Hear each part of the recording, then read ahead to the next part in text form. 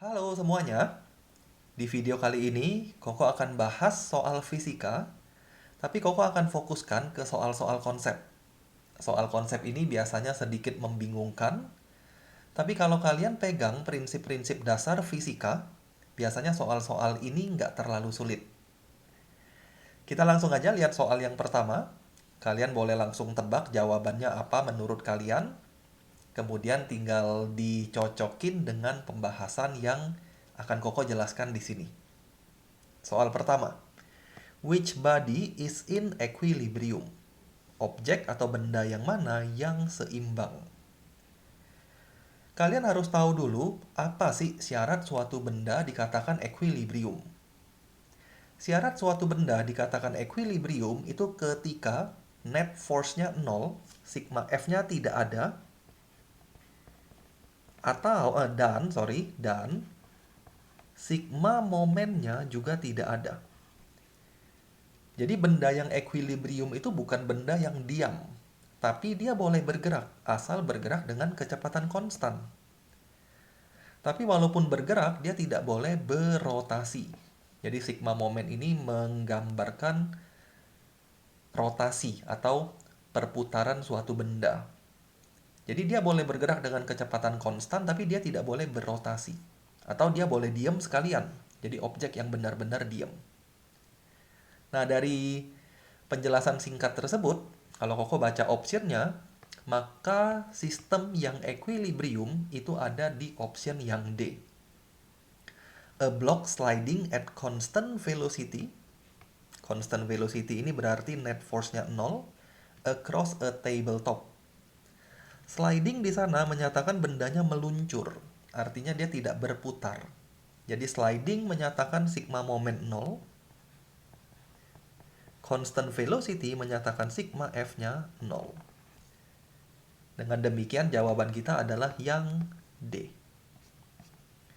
Yang A salah, karena ketika suatu benda bergerak melingkar, sigma F-nya itu akan tidak sama dengan 0, karena dia punya centripetal acceleration. Jadi sigma F-nya ini tidak 0, karena ada centripetal acceleration. Yang B, a cart rolling down a frictionless inclined plane. Suatu cart rolling down. Rolling down ini menyatakan sigma momennya tidak sama dengan 0. Yang ketiga, an apple falling freely towards the surface of the earth. Suatu apel jatuh bebas ke permukaan bumi. Ini artinya sigma F-nya tidak sama dengan 0. Kenapa sigma F-nya nggak 0? Karena dia bisa jatuh bebas. Artinya ada gaya berat yang bekerja pada apel itu.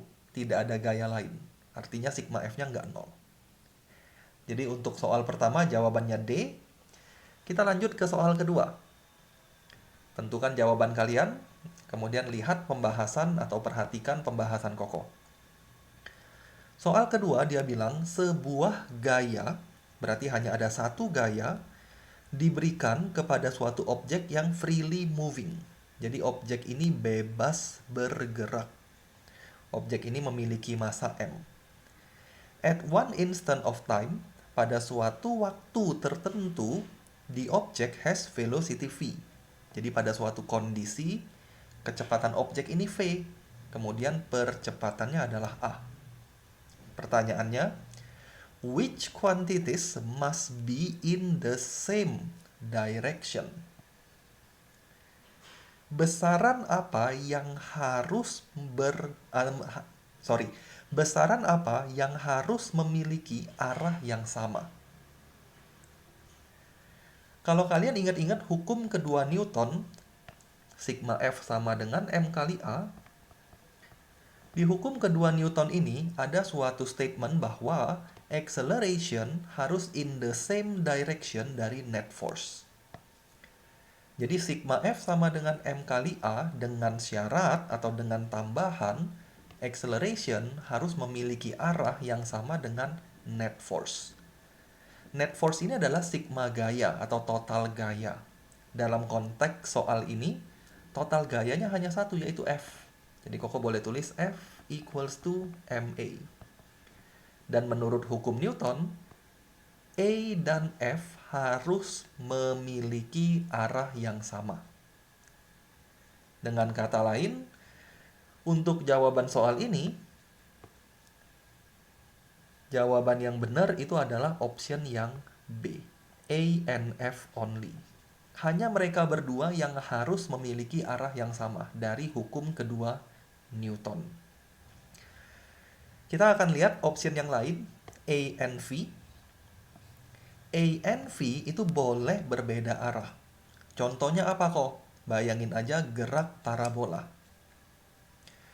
Dalam gerak parabola, percepatan itu hanya mengarah ke bawah, yaitu percepatan gravitasi. Jadi misalnya Koko tinjau poin ini atau di kondisi itu, percepatannya ke bawah, yaitu percepatan gravitasi. Tapi velocity-nya itu tidak ke bawah, velocity-nya ke sana.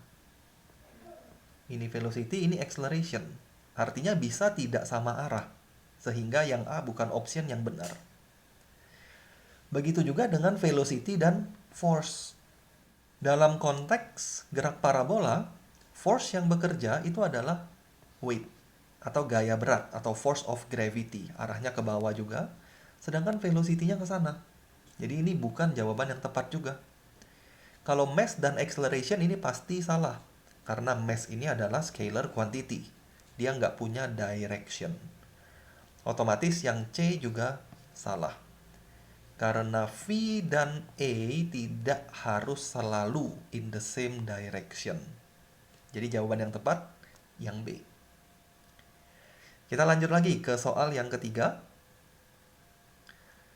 Sebuah mobil collides with a more massive truck. Jadi ada mobil bertumbukan dengan sebuah truk yang lebih berat atau lebih besar. During the collision, selama tumbukan, each vehicles exert a force, setiap kendaraan memberikan gaya on the other. Jadi mobil memberikan gaya ke truk, truk memberikan gaya ke mobil. Pertanyaannya, how do magnitudes of these forces compare? Bagaimana besar dari gaya ini kalau kita bandingkan? Bagi yang tahu konsep ini dengan baik, kalian udah tahu jawabannya adalah gayanya akan sama. Kenapa sama? Karena ketika tumbukan terjadi, akan terjadi aksi reaksi. Dari soal sebenarnya dia sudah sedikit banyak kasih tahu info itu. Dia bilang masing-masing kendaraan memberikan gaya ke kendaraan yang lain. Artinya mobil memberikan gaya ke truk, misalnya kayak gini ya, anggap aja kayak gini. Mobil kasih gaya ke truk, arahnya ke sebelah kanan. Di saat yang bersamaan, truk akan memberikan gaya ke mobil, arahnya pasti ke sebelah kiri. Dan ini hubungannya adalah aksi reaksi. Kok tahu dari mana aksi reaksi? Karena tidak ada gaya lain yang bekerja pada objek ini ketika mereka bertumbukan. Dan pada saat mereka persis bertumbukan, mereka pasti bersentuhan. Sehingga akan ada contact force. Dan contact force itu selalu action reaction. Jadi jawabannya adalah yang C. Yang A pasti salah, yang B pasti salah, yang D juga pasti salah. Gayanya sama. Nanti yang membedakan adalah percepatan yang dirasakan oleh objek ini. Jadi ini F-nya sama. Ini F, di sana juga F. Yang berbeda nanti adalah dia punya percepatan after collision. Karena truk lebih gede daripada mobil, truk lebih besar atau lebih berat daripada mobil, menurut hukum Newton, F sama dengan M kali A. Yang nanti berbeda adalah percepatannya. Untuk gaya yang sama, kalau masanya lebih besar, maka percepatan akan lebih kecil. Jadi yang berbeda, acceleration. Bukan contact force, bukan force-nya. Pertanyaan nomor 3. Kita lanjut lagi pertanyaan keempat. Two rock climbers, ada 2 orang pemanjat gunung, kurang lebih gitu, memiliki massa M dan 2M. Jadi yang A itu masanya M, yang B masanya 2M. Mereka akan naik ke atas sebuah cliff yang ketinggiannya H.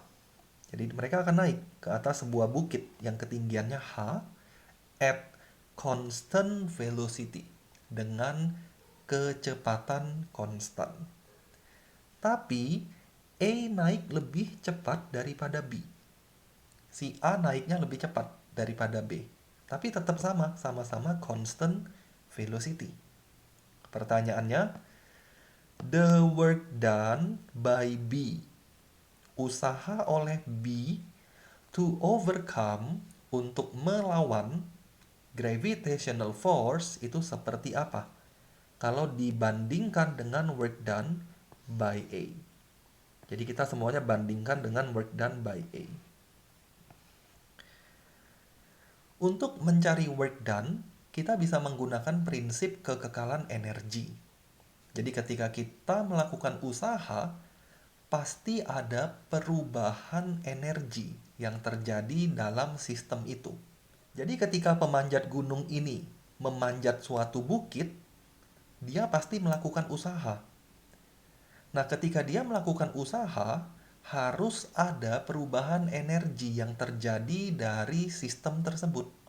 Jadi Koko bisa bilang, usaha yang dia lakukan akan sama dengan change in energy. Nah, dalam konteks soal ini, hanya ada satu perubahan energi, yaitu perubahan energi potensial. Tidak ada perubahan energi kinetik. Kenapa nggak ada perubahan energi kinetik? Karena mereka naik dengan kecepatan konstan. Jadi Koko boleh tulis W equals to delta gravitational potential energy. Nah, inilah usaha yang dia lakukan to overcome gravitational force. Kalau kita tulis W equals to mgh. Artinya usaha yang dia lakukan atau mereka lakukan itu berhubungan dengan massa, gravitasi, dan ketinggian. Ketinggiannya sama karena mereka memanjat bukit yang sama. Gravitasi sama karena ini konstanta, yang berbeda adalah massa. Dengan kata lain, Koko bisa bilang usaha sebanding dengan massa. Dengan kata lain lagi, yang memiliki massa lebih gede, yaitu B, akan memiliki usaha yang lebih besar juga. Jadi jawaban dari soal ini apa? Work done by B is twice the work done by A.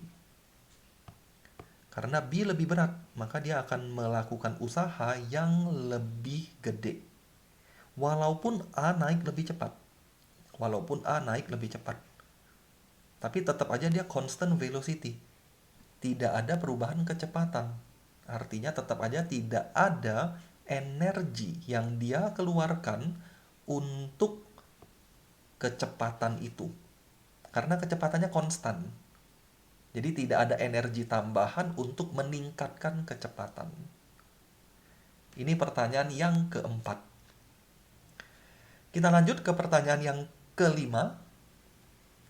Nanti Koko akan kasih kalian lihat 2 soal yang kalian bisa jadikan materi latihan dan Koko akan bahas di video berikutnya.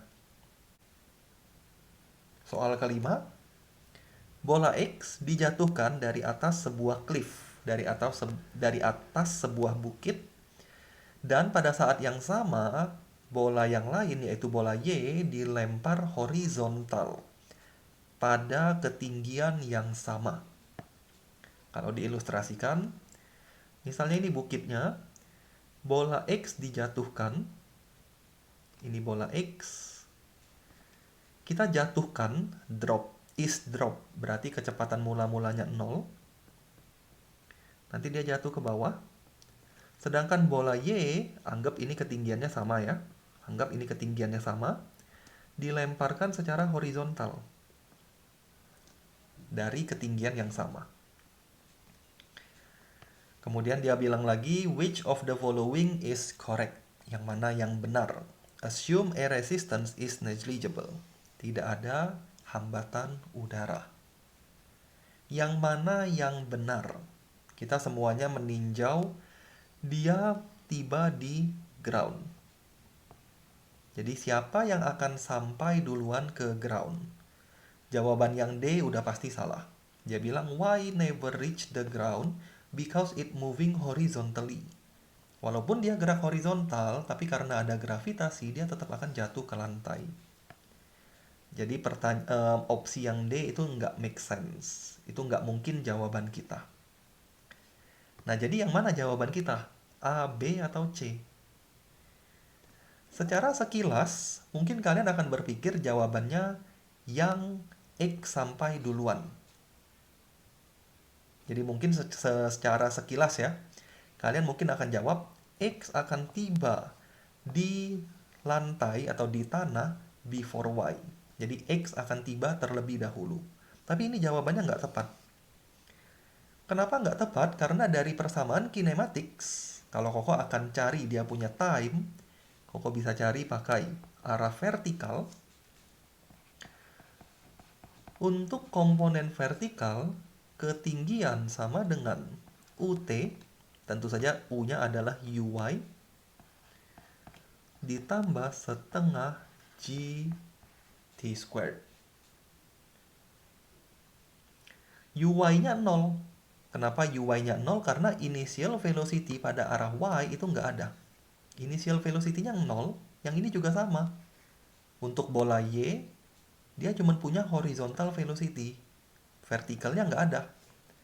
Jadi kita boleh tulis H equals to half JT squared. Dengan kata lain, T itu adalah akar 2H dibagi G. Dari sini jelas terlihat bahwa time taken hanya depend on gravity dan ketinggian. Ketinggiannya sama, gravity-nya sama untuk kedua objek, maka time-nya akan sama. Jadi jawaban yang benar adalah both will reach the ground together. Jawabannya yang A.